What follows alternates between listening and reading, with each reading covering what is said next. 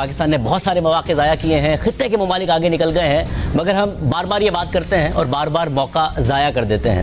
मगर इस बार ये बात वाक़ईतन हो रही है कि ये आखिरी मौका है, इसके बाद शायद मौका नहीं आएगा। भारतीय वज़ीर खारजा जयशंकर ने, आपको पता है, दो टोक अंदाज में पाकिस्तान के साथ मुज़ाकरात से इनकार कर दिए। वो हमसे मुज़ाकरात से इनकार करें और हम मरे जाएं कि उनसे हम तिजारत करें। उन्होंने पाकिस्तान को सनई तौर पर दहशतगर्दों की सरपरस्ती करने वाला मुल्क करार दे दिया है। The issue really is that until there is departure from and I would say an abrogation of this policy of cross-border terrorism, clearly it is not possible to have the normal relationship with that particular neighbor. My God! Bharat तो एक उस मस्त हाथी की तरह बन चुका हुआ है जिसको अंदाजा नहीं है कि नुकसान कितना करेगा। दुनिया को इसलिए अंदाजा अब आस्ते आस्ते हो रहा है। अब हुआ यह है कि पाकिस्तान के जो ताजर हैं उन्होंने हुकूमत को यह कहना शुरू किया है कि भारत से जो है वो तिजारत करें। याद करवा देती हूँ आपको और हमेशा याद करवाते रहेंगे हम। मसला कश्मीर, जब तक भारत मसला कश्मीर को हल नहीं करता, कश्मीरी हमारे बहन भाइयों पे जुल्म का सिलसिला बंद नहीं करता, वहां मनमाने कवानीन मुसल्लत करना नहीं छोड़ता, इस मौजू पे बात तब तक नहीं की जानी चाहिए। हम कुछ नहीं कर सकते। हमारी हैसियत उस कुत्ते जितनी भी नहीं रही जो अपने घर में शेर होता है। वहाँ पे बेशुमार लोगों के रेडार पे पाकिस्तान अब एग्जिस्ट ही नहीं करता। एक फेल्ड किस्म की स्टेट जो अपना मातम कर रही है बैठ के और खुद अपने लोगों को मार रही है और अपनी जो है वो पाँव पे कुल्हाड़ियां मार रही है, तो उसके लिए उनको क्या जरूरत है परेशान होने की? किसी किस्म की थ्रेट नहीं है, कुछ नहीं है। कैसे जो ये हमारी कमजोर मैशियत है और ये जो चुंगल है, इनसे कैसे जान छुड़ाई जा सके। हुकूमत से शिकवा कर रहे हैं और मशवरे भी दे रहे हैं, जबकि हुकूमत जो है, आपको याद होगा थोड़े दिन पहले पाकिस्तान के फाइनेंस मिनिस्टर ने, फॉरेन मिनिस्टर ने, जो पहले फाइनेंस मिनिस्टर हुआ करते थे, उन्होंने ये कहा कि हाँ जी हम तो भारत के साथ कारोबार करना चाहते हैं। देन मैंने बहुत सारे लोगों से पूछा इसके ऊपर, तो लोगों से पता ये चला, कुछ सरकारी और गैर सरकारी लोगों से, उन्होंने पूछा ये हुकूमत की पॉलिसी नहीं है, ये फॉरेन मिनिस्टर की एक ओपिनियन है। क्योंकि आप अक़वाम आलम के सामने जिल्लत की पाताल में गिरे हुए हैं। Actually ready for a war with India. किस एक्सटेंट पे? तो देखिए उनके वो डिक्लेयर किया हुआ उन्होंने भाई, वो जो मकबूजा कश्मीर से आगे निकल के वो दरियाए जेहलम तक पहुंचेंगे, गिलगित बल्तिस्तान की तरफ उनका डिक्लेयर किया हुआ उन्होंने। अब ये कैमरा भाई ने पकड़ा हुआ है, यहाँ से लेकर के मोबाइल तक आप पूरे गिरदो नवा में नजर दौड़ाएं।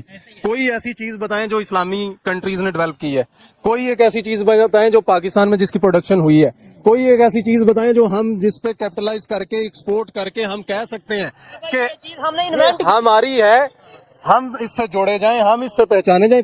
कोई एक ऐसी चीज बता दें मुझे। लेकिन आपको भारत से तिजारती ताल्लुकात की फिक्र सताने लगी है, समझ से बाहर है। आपको तारीख तो मालूम होनी चाहिए ना कि भारत के साथ तिजारत की राह में सबसे बड़ा मसला क्या है। क्या है मसला सबसे बड़ा?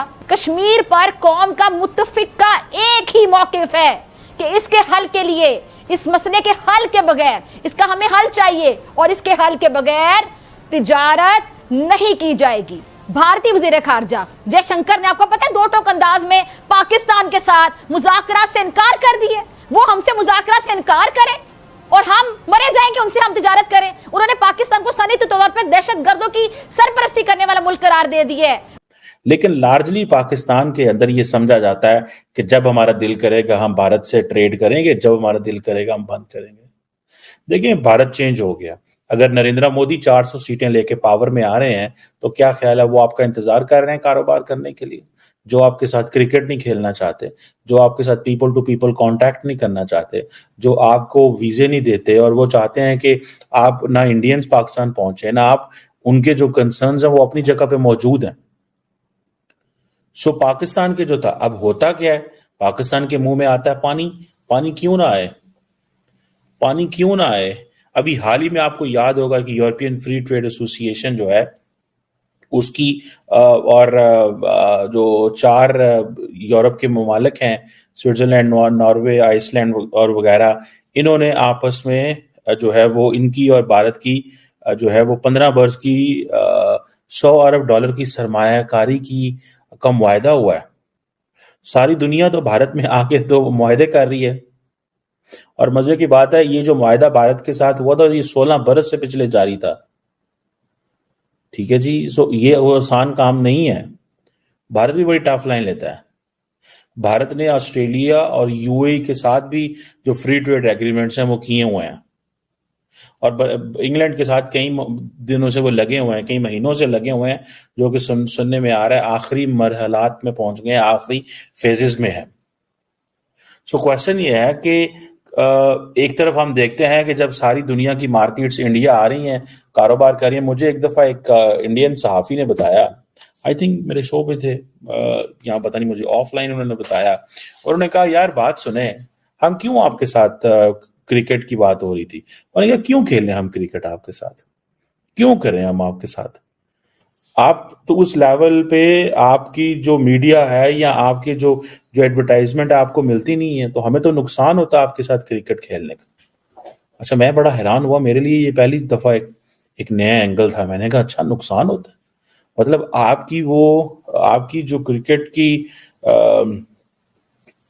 आपको याद होगा कि रमीज राजा ने ये कहा था पार्लियामेंट की एक कमेटी में, स्पोर्ट्स कमेटी में कहा था कि अगर भारत आईसीसी को पैसे ना दे तो हमारी तो क्रिकेट बंद हो सकती है। सो वो सही समझ रहे हैं कि भाई हम क्यों करें आपके साथ खेलें। अब ये जो क्वेश्चन है, ठीक है जी, कि पाकिस्तान के ताजर कहते हैं, वो वजीर आजम शहबाज शरीफ साहब जो हमारे मौजूदा वजीर आजम है, वो गए हुए थे कराची, और वहां पे तमाम जो बिजनेस कम्युनिटी है, और पर्टिकुलरली भारत के पाकिस्तान के एक मारूफ फेमस बिजनेसमैन है आरफ हबीब, उन्होंने वजीर आजम को मशवरा दिया, जो कि सारा इंडियन मीडिया में दिखाया गया, पाकिस्तान में दिखाया गया, और ये बड़ी बढ़ चढ़ के बात हुई। और उसके जिसे वो कहते हैं ना, जो वजीर आजम खामोश हैं इसके ऊपर, उन्होंने कोई जवाब ही नहीं दिया। अच्छा, वजीर आजम खामोश है, ताजर कह रहे हैं वो करें, अब वो वजीर आजम क्या बोले, क्योंकि वजीर आजम को पता है कि भारत से जवाब ही नहीं आ रहा। सो अब हमारे बिजनेसमैन क्या करते हैं, ये सारे पैम्पर्ड बिजनेसमैन। अब होता क्या है, हुकूमत इनको देती है सब्सिडीज, हुकूमत इनको करती है पैम्पर, हुकूमत इनको देती है पैटर्नेज। हुकूमत नहीं चाहती, हुकूमत को कहते हैं, ये हुकूमत को ब्लैकमेल करते हैं हमारे बिजनेसमैन, हम आपके लिए डॉलर लेके आ रहे हैं, हम आपके लिए डॉलर लेके आ रहे हैं।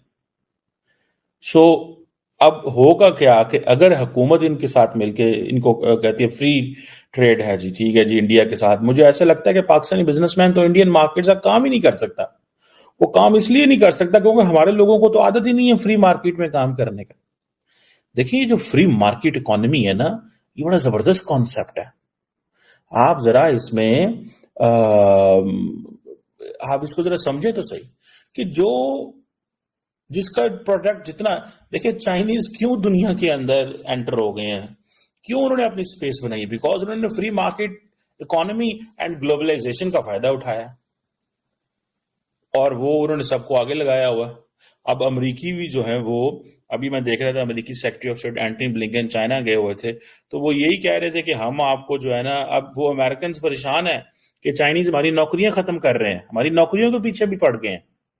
ये ऐसे ही है पाकिस्तान के अंदर। मैं आपको एक मिसाल देता हूँ, एक हमारे लाहौर गुजरांवाला के अंदर एक मास्टर टाइल्स वाले थे, जो टाइल्स बनाते थे, बड़ी अच्छी टाइल्स बनाते थे, लेकिन जब चाइनीज टाइल आ गई तो वो तबाह बर्बाद हो गया बिजनेस उनका। अब पाकिस्तान के बिजनेसमैन, हुकूमत ने ये नहीं सोचा कि चाइनीज टाइल आने से हमारे मुल्क के जो लोग हैं उनकी फैक्ट्रियां बंद हो जाएंगी।